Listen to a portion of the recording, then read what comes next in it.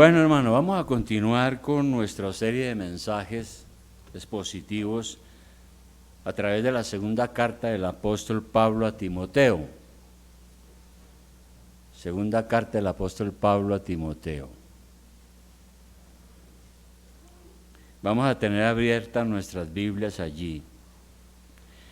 Y con la ayuda del Señor ir examinando estos versículos con detenimiento para que los podamos entender.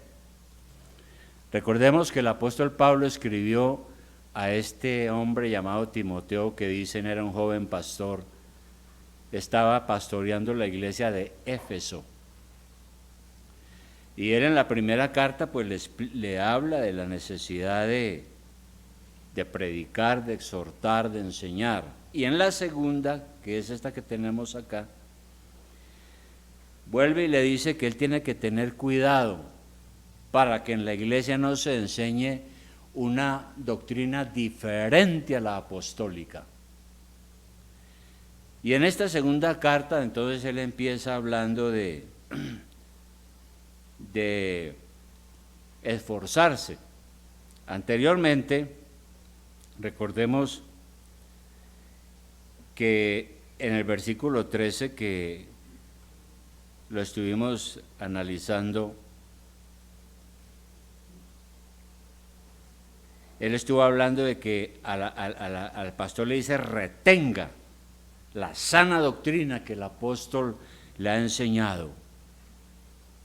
Reténgala, enséñela, sea firme y todo esto que ya vimos.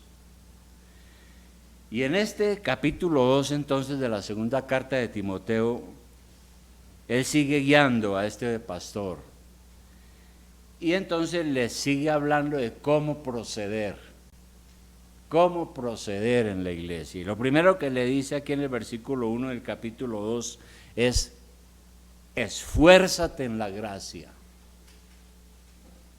Y es algo para nosotros también. Vamos a leerlo entonces. Segunda Timoteo 2:1 dice: tú pues, hijo mío. No que Timoteo era hijo de él físicamente, sino que él está hablando en términos espirituales. El apóstol Pablo fue un mentor muy importante para Timoteo y él lo considera su hijo espiritualmente. Entonces le dice: tú pues, hijo mío, esfuérzate en la gracia que es en Cristo Jesús. Bueno, lo primero que tenemos que mirar ahí es qué es la gracia. ¿Qué es la gracia? Yo creo que aquí ya todos lo sabemos, ¿no?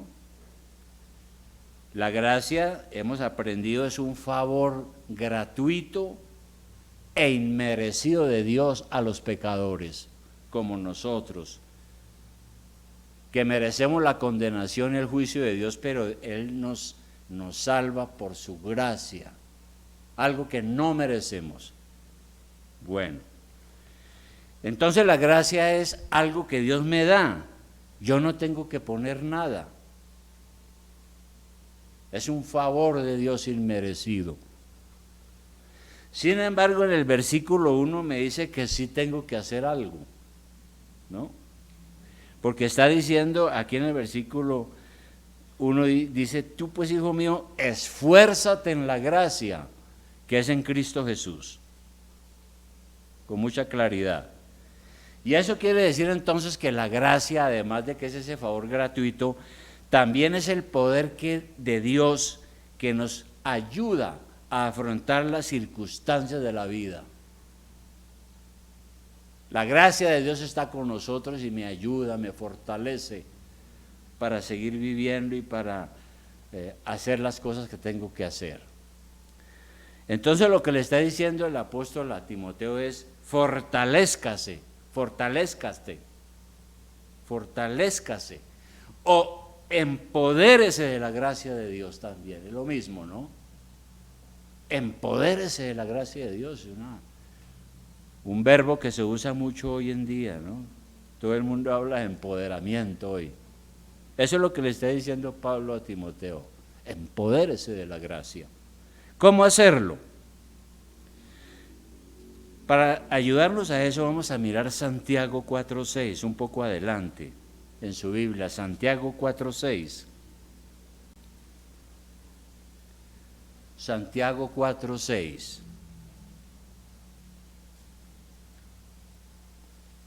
Santiago 4:6, está un poco adelante. Santiago dice lo siguiente, hablando de Dios. Dice, pero Él da mayor gracia. Dios nos da gracia. Por esto dice, Dios resiste a los soberbios y da gracia a los humildes. Dice Santiago. Entonces está diciendo que si uno es soberbio, no va a recibir nada de la gracia de Dios. Lo cual quiere decir entonces que tenemos que ser humildes. Pero la humildad, ¿qué es la humildad? La humildad no es ser una persona pobre que casi no tiene nada, que todo el mundo la considera, que es una víctima de todo. No, eso no es ser humilde. Bíblicamente la humildad es lo siguiente, es depender de Dios y someterme a su voluntad. Cuando uno depende de Dios y se somete a su voluntad, a lo que Él nos ha mandado, estamos siendo humildes. Así que nada tiene que ver con tener dinero o no tener dinero. De manera que la humildad entonces es el medio que Dios utiliza para que se haga su voluntad. Él es el dador de la gracia y el medio para el ejercicio de esa gracia, pues es mi actitud ante Dios. ¿Soy soberbio o soy humilde? Entonces debo ser humilde, no debo ser arrogante, ni soberbio, ni presumido, pensando que yo lo puedo todo. Nosotros vivimos en una sociedad competitiva, hoy, donde cada uno debe superar al otro, en todas las áreas de la sociedad, en el colegio, en la universidad, en las empresas, en todo. Todos quieren superar al otro. Así que cada persona se cree más inteligente, más capaz, más avesada y más soberbia muchas veces. Y aquí está diciendo que el que actúa así no va a recibir nada. Sin embargo, con la gracia de Dios, por tener a Cristo en mi corazón, que es la misma gracia de Cristo, puedo ser fortalecido para salir adelante en todas mis dificultades. Puedo impedir que el diablo me venza con sus tentaciones. ¿Cómo lo puedo lograr? Empoderándome en la gracia de Dios. Por eso Filipenses, vamos a mirar otro versículo que ese sí está un poco atrás. Filipenses capítulo 4. Filipenses capítulo 4. La carta a la ciudad de Filipo. El apóstol Pablo dice algo que siempre hemos oído permanentemente. Dice, todo lo puedo en Cristo que me fortalece, decía Pablo. Todo. Le estuviera yendo bien, le estuviera yendo mal, estuviera aguantando hambre, estuviera cautivo, preso, él decía, todo lo puedo en Cristo que me fortalece, en la gracia de Cristo. Bien, ahora, ¿cómo me puedo yo esforzar entonces en la gracia de Dios? ¿Cómo lo puedo hacer? Lo primero es estudiando la palabra de Dios. Vamos a mirar Hechos 20:32. Hechos 20:32. Hechos 20:32. ¿Qué dice allí? Hechos 20:32. Dice, y ahora, hermanos, dice el apóstol Pablo, ¿no? Os encomiendo a Dios y a la palabra de su gracia, que tiene poder para sobreedificaros y daros herencia con todos los santificados. Pablo está diciendo aquí que la palabra de Dios tiene poder para salvarnos, para santificarnos, porque la palabra de Dios es la que nos fortalece, nos anima, nos consuela, ¿no? Es un medio de gracia importantísimo para que nosotros estemos madurando. De manera que si vamos a apropiarnos de la gracia de Dios, tenemos que sacar tiempo para la palabra, para estudiar la Biblia. ¿Qué es el problema, no? Nos ocupamos con tantas cosas que a veces no estudiamos la Biblia. Y resulta que la Biblia es poderosa.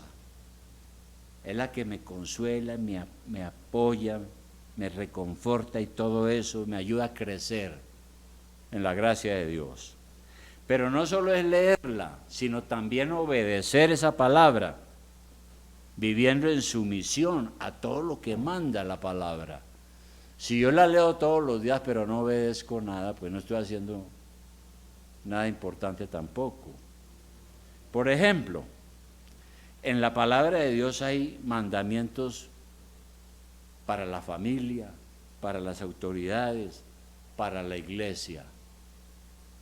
Mandamientos para la familia. ¿Qué dice la Biblia sobre la familia? ¿Qué dice sobre el matrimonio?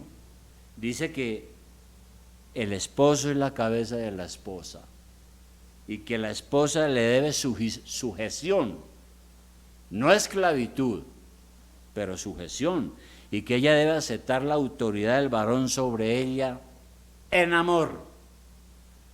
Y si se cumple eso, entonces el matrimonio se está fortaleciendo en la gracia de Dios. Hay mandamientos para las autoridades. ¿Qué dice Romanos 13:1? Mandamientos para las autoridades. En Romanos 13:1,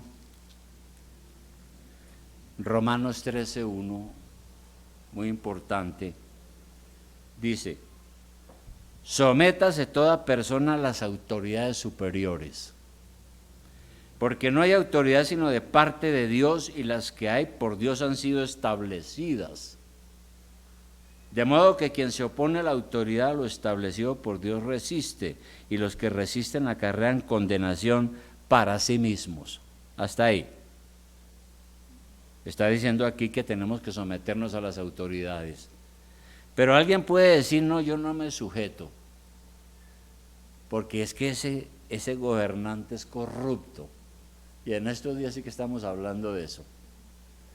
Sin embargo, hay que entender la autoridad como un principio. Debo obedecer a la autoridad legítimamente constituida, mientras no me obligue a hacer cosas que están contra mi conciencia. El día que el gobierno me diga a mí que haga cosas que están contra mi conciencia cristiana, yo no tengo por qué obedecer. Ahora, si el gobernante es malo, debe responder doblemente. Primero ante las leyes del país y en segundo lugar ante el Señor, que Él es el que le ha dado la autoridad para ejercerla. Y si es impío, va a recibir el juicio de Dios. Entonces, hay que entender eso. También hay mandamientos para las relaciones en la iglesia. Somos un cuerpo en Cristo y nos debemos el uno al otro. En la iglesia Dios ha puesto autoridades espirituales.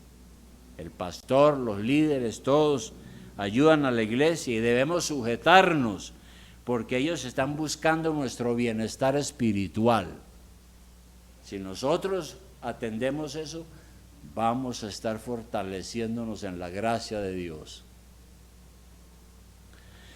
Y luego, yendo nuevamente a Timoteo, vayamos a Timoteo otra vez, en el capítulo 2, ahora al versículo 2. El primero dice que nos esforcemos en la gracia de Dios. Tenemos que leer la Biblia, tenemos que orar, tenemos que obedecerla, y cuando yo lo hago, me estoy esforzando en la gracia de Dios.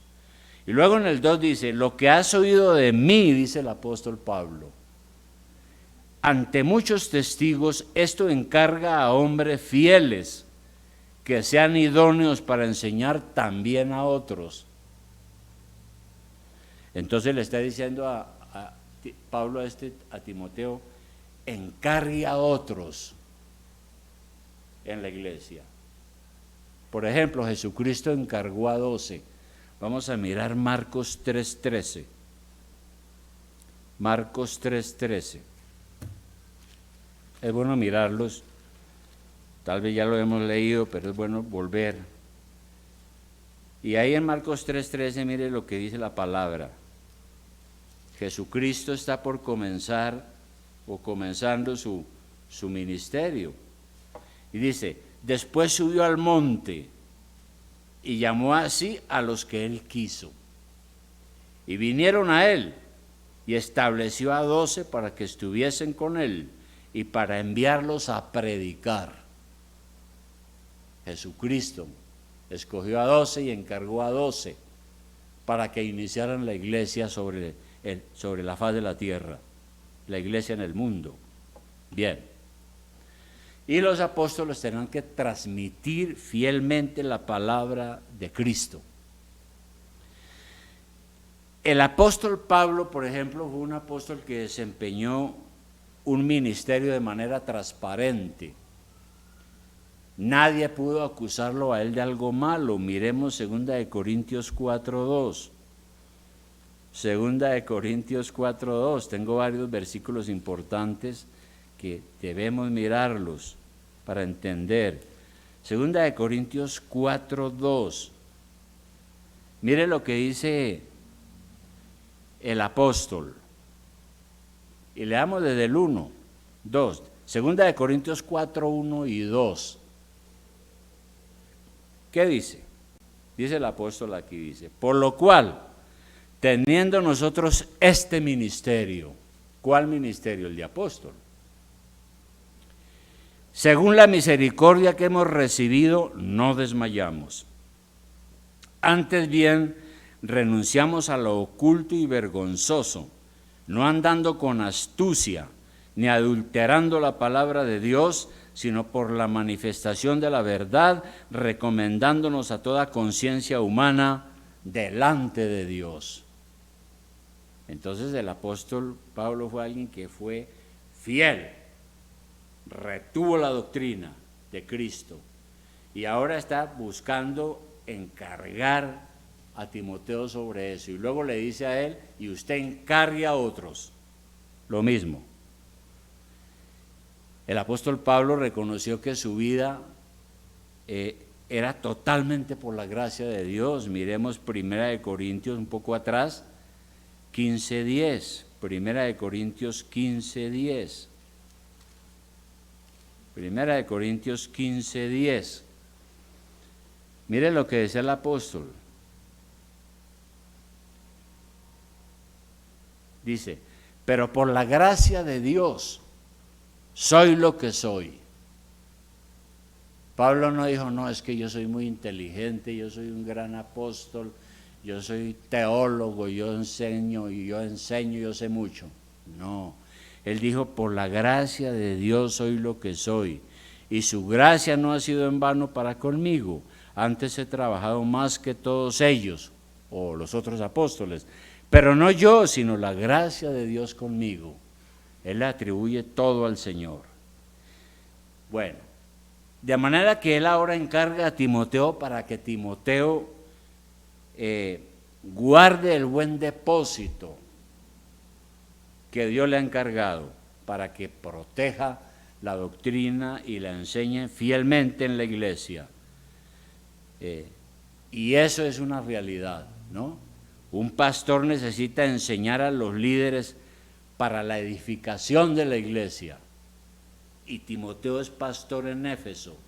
Y Pablo le dice, encargue a otros, enseña a otros. ¿Y qué características deben tener entonces las personas a las que hay que enseñarles? Primero dice aquí, volviendo allá a Timoteo, en Timoteo, donde estamos en el versículo 2, dice, lo que has oído de mí ante muchos testigos, esto encargue a hombres fieles que sean idóneos para enseñar también a otros. La primera cosa que dice el apóstol es que tienen que ser hombres fieles en la iglesia, hombres fieles, es decir, hombres en quienes se pueda confiar, hombres fieles al mensaje, que no vayan a cambiar las sanas palabras de nuestro Señor Jesucristo.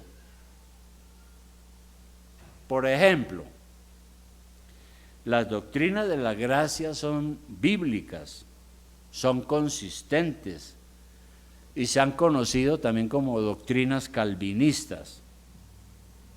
Y nosotros, yo me considero un calvinista porque creo en esas doctrinas, pero no estamos siguiendo a ningún hombre. Estamos mirando que lo que él enseñó está de acuerdo a las Escrituras. Ahora, la cuestión es que desde el siglo pasado muchas iglesias abandonaron la enseñanza de las doctrinas de la gracia. Y eso es muy triste. En muchas iglesias usted va y pregunta, ¿qué es la gracia? Ni idea. ¿Qué es la justificación? Medio le responden. Hoy necesitamos entonces de hombres fieles que rescaten esas doctrinas, porque las iglesias se descarriaron hacia creencias y prácticas dudosas, tristemente. Ahora, la confusión que hay es tal que hoy todo el mundo dice que enseña la sana doctrina. La iglesia romana dice, nosotros enseñamos la sana doctrina. Los mormones dicen, nosotros enseñamos la sana doctrina. Los testigos de Jehová dicen, nosotros enseñamos la sana doctrina. Los carismáticos dicen, nosotros aquí enseñamos la sana doctrina. Ante esa situación, tenemos que hablar entonces de lo que creemos nosotros como bautistas. Y yo como pastor tengo que hacer eso y escoger a hombres fieles, porque eso es lo que está haciendo Pablo con Timoteo, y le dice que Timoteo haga lo mismo. Y yo he aprendido de Timoteo también leyendo la Biblia, ahora me toca hacer lo mismo.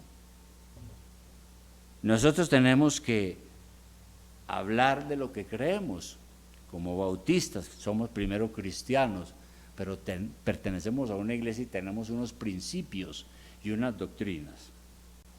Por ejemplo, nosotros los bautistas creemos firmemente en la inspiración divina de la Biblia.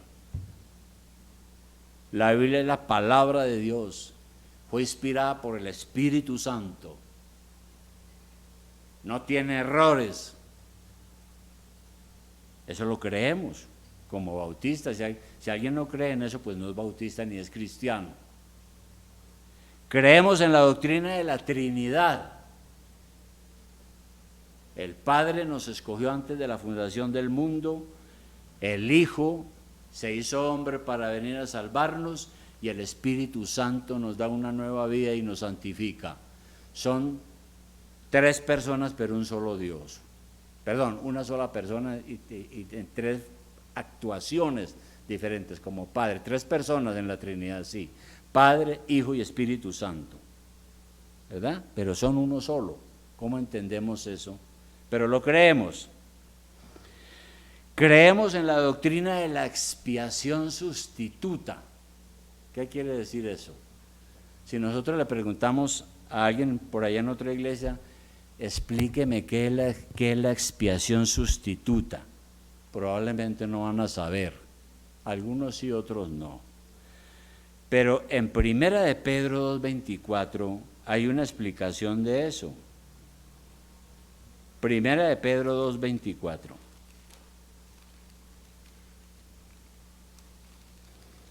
Primera de Pedro 2:24.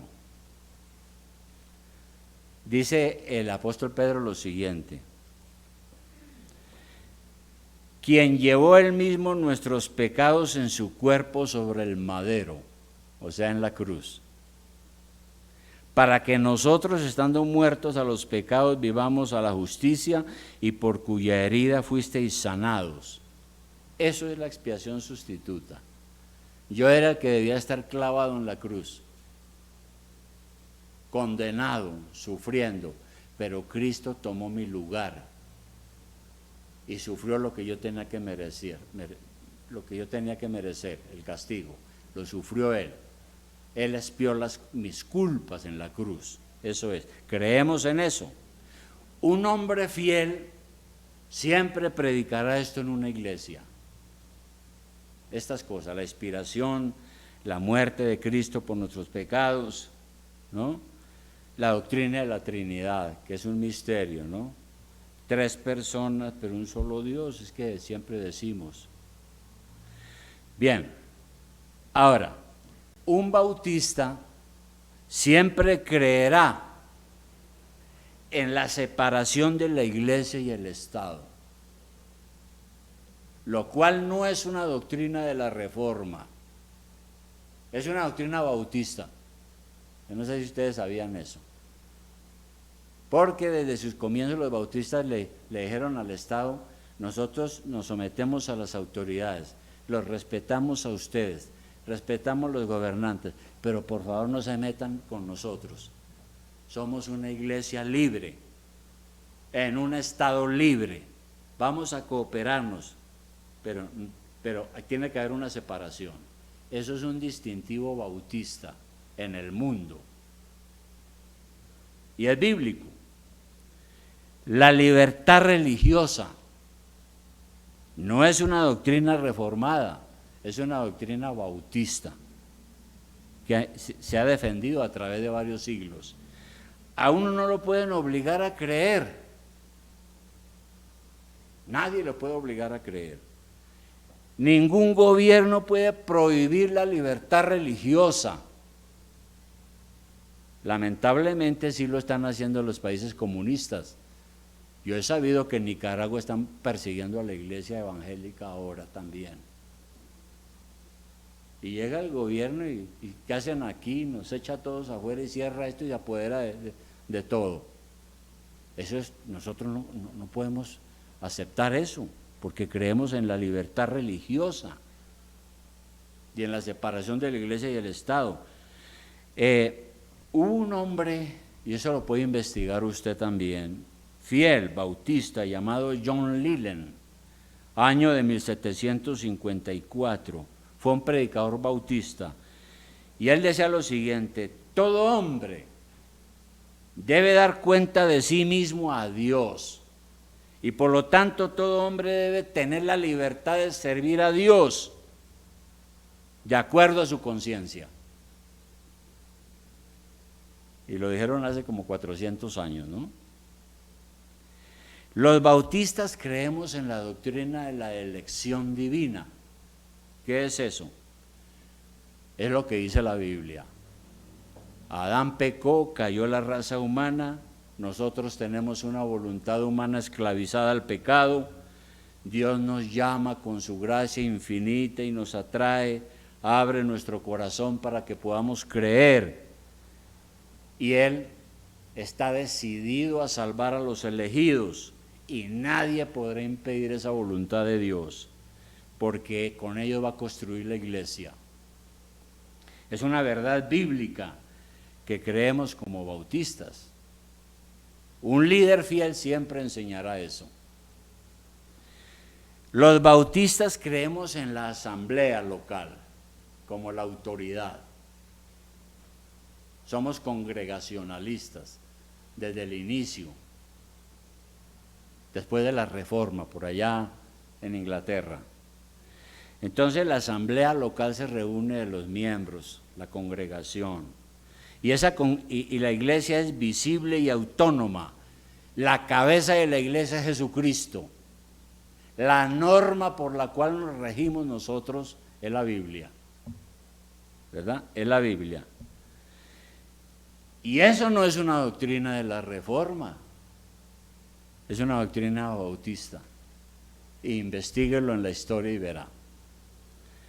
Como bautistas nosotros creemos en la gran comisión, es decir, en la evangelización del mundo. Eso no es una doctrina de la Reforma, es una doctrina bautista también. Mire, hubo un hombre fiel llamado John Deck. Sus padres se habían criado en un ambiente religioso, eran presbiterianos, pero de nombre, no se habían convertido a Cristo. Y hubo un avivamiento y su hijo de 10 años se convirtió a Cristo y ellos también. Se convirtieron de verdad y se hicieron bautistas. En el año de 1879, estos son datos históricos, la Convención Bautista del Sur de los Estados Unidos adoptó una resolución. Y tenemos que mencionar a los Estados Unidos porque no que ellos fueron los que trajeron la iglesia bautista aquí a Colombia. La convención dijo lo siguiente: que se haga un catecismo que contenga la sustancia de la religión cristiana para la instrucción de los hijos, de los niños, y encargaron a este señor bautista, John Deck, para elaborarla. Y él dijo lo siguiente: es nuestro deber trabajar fiel y perseverantemente para llevar a todos los hombres al conocimiento de la verdad. Los bautistas afirman el bautismo del creyente. No bautizamos niños. Esa es una gran pelea en Inglaterra. No bautizamos niños y bautizamos al creyente por inmersión, es decir, de cuerpo entero en el agua, simbolizando la muerte, la sepultura y la resurrección de Cristo. Eso no es una doctrina reformada, es una doctrina bautista. Porque los reformados siguieron bautizando niños y no hablaron de la separación entre la iglesia y el Estado. Los bautistas creemos que después de ser alcanzados por la gracia salvadora de Dios, debemos crecer en santidad. Un bautista cree firmemente en la membresía regenerada de la iglesia. ¿Qué es eso? Que los miembros de la iglesia tienen que haber nacido de nuevo por la obra del Espíritu Santo. Ahora, eso es difícil de ver, de mirar, pero tenemos que asegurarnos cuando alguien quiere ser miembro de la iglesia, examinarlo y asegurarnos de que es una persona verdaderamente convertida a Cristo, regenerada. Queremos una iglesia de regenerados. Eso no es una doctrina reformada, es de los bautistas. Si los miembros de la iglesia no son verdaderamente convertidos, es un daño para la iglesia. Por eso tenemos que tener mucho cuidado cuando recibimos a alguien como miembro. Tenemos que tener cuidado en mantener una salud espiritual en toda la congregación. Tenemos que tener una disciplina formativa y correctiva en la iglesia y muchas cosas más. Mire usted, y puedo seguir hablando de otras cosas, que todo eso son distintivos nuestros como bautistas. Por eso yo no soy ni carismático, ni presbiteriano, ni testigo de Jehová, ni mormón, porque me identifico con esto que dice la Biblia. Así las cosas, hermanos. Si más adelante llega un hombre como pastor aquí, pero resulta que él ni conoce la sana doctrina ni la cree, pues la iglesia va a recibir un gran perjuicio, porque está recibiendo a un hombre que cree en otras cosas. Y por eso entonces Pablo le dice a Timoteo: mire, lo que usted ha oído delante de mí, encargue a hombres fieles para que ellos sean idóneos para enseñar también a otros, dice la segunda parte del versículo 2. Tienen que ser personas idóneas para enseñar, es decir, personas a las que se les puede confiar el buen depósito del mensaje de Dios, idóneos para enseñar. Es decir, alguien puede conocer mucho de la Biblia, de la teología, pero también tiene que saber comunicar esas verdades para que sean claras y convincentes. Porque si no, ni conoce bien la Biblia, ni sabe comunicar la verdad, ¿cómo se puede decir que es idóneo? No lo es. Es una tarea difícil encontrar personas así. Sin embargo, tenemos que asegurarnos de que aquí en la iglesia nuestros líderes sean hombres fieles para enseñar también a otros. Tenemos que asegurarnos de eso. Aquí está hablando es de hombres fieles, idóneos para enseñar también a otros. Conclusión a eso, hermano. Recuerden, la gracia no solo nos salva, sino que además la gracia es el poder de Dios que nos fortalece para enfrentar las dificultades de este mundo.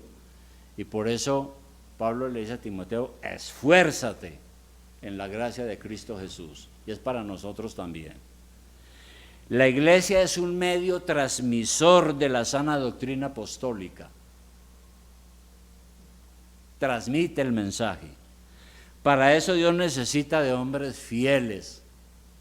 Un hombre fiel necesita conocer la doctrina de su iglesia y ser celoso en su divulgación. No puede tener la fe del carbonero. Tal vez algunos saben aquí cuál es la fe del carbonero. La fe del carbonero. Un carbonero, uno de estos que trabaja en una mina profunda y vive untado de carbón, ¿no? Le preguntaron a un carbonero que era miembro de una iglesia, díganos una cosa, ¿usted en qué cree? Y él dijo, yo creo en lo que cree la iglesia. Y le dijeron, ¿y en qué cree la iglesia? Y él dijo, pues la iglesia cree lo mismo que creo yo. Es decir, no sabían qué creía, ¿verdad? Y así hay mucha gente, tristemente. Esos hombres fieles a la sana doctrina deben ser capaces de enseñarla con fidelidad, como dice aquí Timoteo. Entonces, la pregunta final, hermano, es la siguiente. ¿Es usted alguien que se esfuerza en la gracia que es en Cristo Jesús? ¿Nos estamos esforzando en la gracia? Eso no es arminianismo, eso es lo que manda la Biblia. Tenemos que esforzarnos. Como pastor, Dios me llama a escoger hombres fieles para la enseñanza aquí, porque yo estoy pasando. Pero tienen que ser fieles, idóneos a la doctrina que nos distingue como iglesia. Y deben prepararse, ¿no? Entonces usted puede ser uno de ellos, de esos hombres fieles. Y creo que mujeres fieles también, porque hay ministerio para la mujer. Menos ser pastora, eso tampoco nosotros lo aceptamos. Pero usted puede ser uno de esos hombres fieles, idóneos. Solamente debe prepararse y la iglesia le brinda esa oportunidad. Si Dios lo llama y usted empieza como a sentir ese deseo de servir y de enseñar porque Dios lo ha preparado y todo eso, dígale al Señor, aquí estoy. No le diga al Señor, no, es que no tengo tiempo, es que yo no sé, yo ando muy ocupado, además yo tengo que hacer es plata, y yo tengo hijos y tengo todo esto para... No. Es decir, Dios le puede bendecir mucho más todavía, pero ahí tenemos que decirle, Señor, yo aquí estoy listo. Tome mi vida y estoy listo para servirte y servir en la iglesia. Quiero ser un hombre fiel, idóneo, para enseñar a otros en la iglesia. Eso es. Así es sencillo, no necesita de más cosas. Pero hay que prepararnos, desde luego. Por eso tenemos un seminario en la iglesia, ¿verdad? Vamos a orar, hermanos.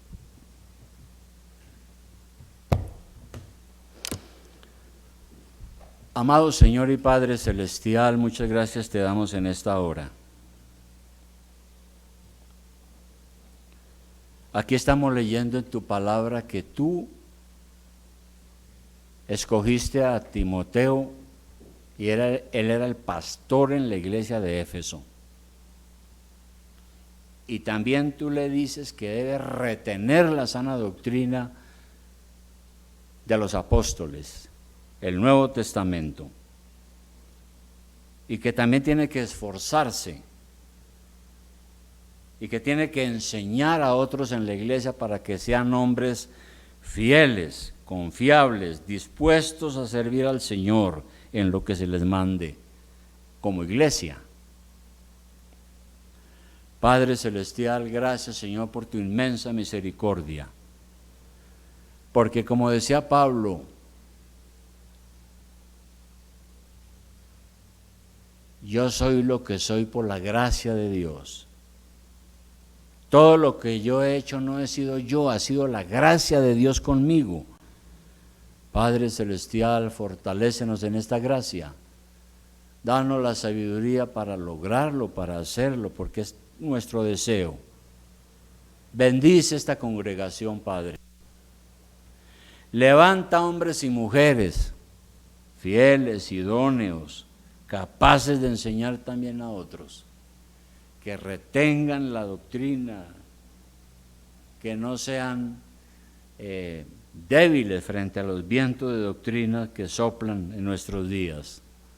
Gracias, Padre, te damos ahora por todo esto. En el nombre de Jesús, nuestro Salvador, oramos. Amén.